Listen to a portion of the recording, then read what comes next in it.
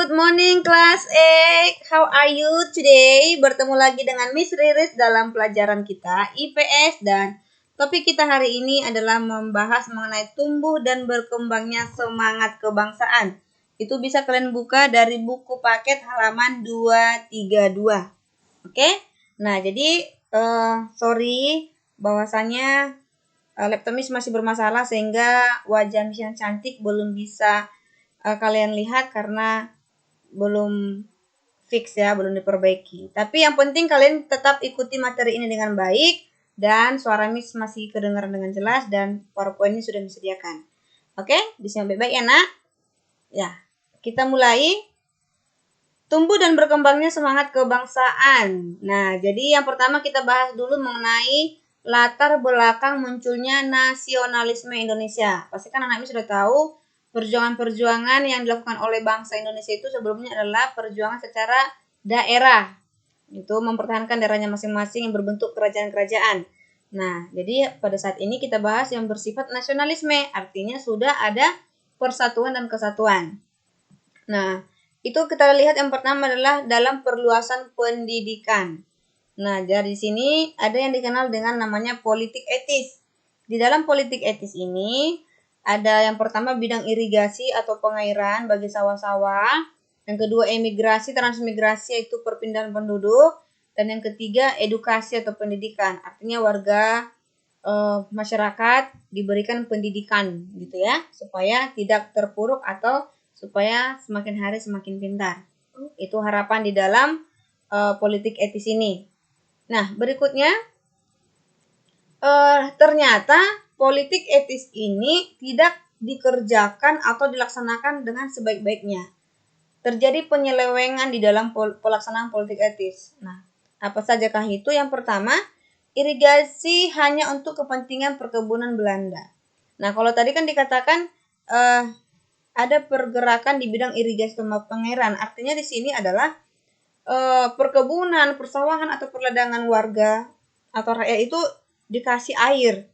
Nah, tapi pada kenyataannya hanya kepentingan perkebunan Belanda yang diberikan irigasi, diberikan pengairan. Nah, bagaimana dengan perkebunan warga setempat gitu ya? Jadi terjadi keselewengan. Yang kedua, emigrasi transmigrasi hanya untuk mengirim orang-orang Jawa keluar Pulau Jawa. Nah, mereka dikirim ke luar Pulau Jawa bukan untuk supaya mereka mendapatkan hidup lebih baik, tapi untuk dijadikan buruh perkebunan dengan upah murah. Artinya tetap terjadi yang namanya eksploitasi manusia. Oke, yang ketiga, pendidikan hanya sampai tingkat rendah yang bertujuan memenuhi pegawai rendahan.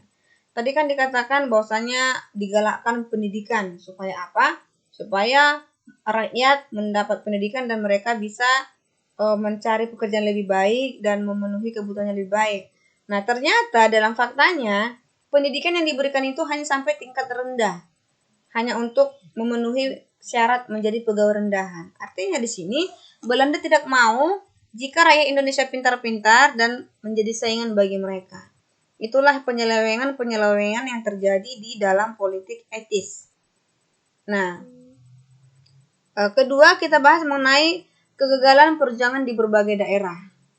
Nah, kenapa perjuangan daerah itu mengalami kegagalan? Pasti ada beberapa hal yang terjadi. Yang pertama adalah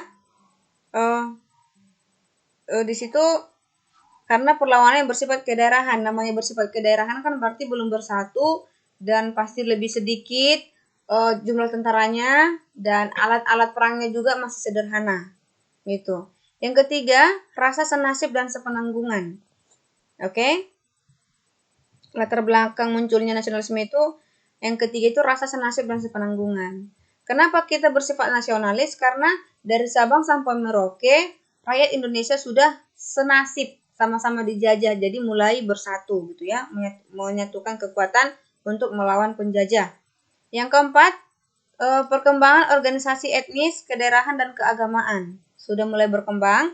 Yang kelima, berkembangnya berbagai paham-paham baru seperti pan-islamisme, nasionalisme, liberalisme, sosialisme, dan demokrasi. Yang pasti paham-paham ini datangnya dari bangsa asing yang mulai berkembang di Indonesia. Nanti kalian bisa lihat, searching di Google atau buka di buku paket apa pengertian-pengertian dari yang ke-5 paham-paham baru ini. Yang pasti ini berhubungan dengan Islam, ajaran-ajaran Islam. Nasionalisme adalah berarti satu kesatuan, liberalisme berarti bebas, ya, bebas terbuka. Sosialisme ini berarti kepemimpinan dari pemerintahan, dan demokrasi adalah pemerintahan dari rakyat untuk rakyat dan oleh rakyat. Next. Next kita bahas mengenai berbagai peristiwa dan pengaruh dari luar negeri. Yaitu peristiwa-peristiwanya seperti kemenangan Jepang atas Rusia pada tahun 1905, sehingga Jepang datang ke Indonesia untuk menjajah, karena sebelumnya mereka perang Jepang menang melawan Rusia. Setelah itu, berkembangnya nasionalisme di berbagai negara. Kenapa Indonesia pada akhirnya berjuang secara nasional? Karena Indonesia melihat di negara luar juga sudah berkembang paham-paham nasionalisme, seperti di India, bekas jajahan Inggris, yaitu munculnya tokoh-tokoh seperti Mahatma Gandhi dan Muhammad Ali Jinnah. Di Filipina juga Jose Rizal, dan di Tiongkok itu Dr. Sun Yat-sen. Gitu. Jadi Indonesia juga mulai melihat peluang paham nasionalisme ini untuk kemerdekaan Indonesia, untuk persatuan Indonesia, sehingga tokoh-tokoh di Indonesia juga menerapkan paham-paham seperti ini, sehingga sampai sekarang Indonesia boleh tetap berdiri menjadi negara yang kokoh teguh, ya. Oke, next.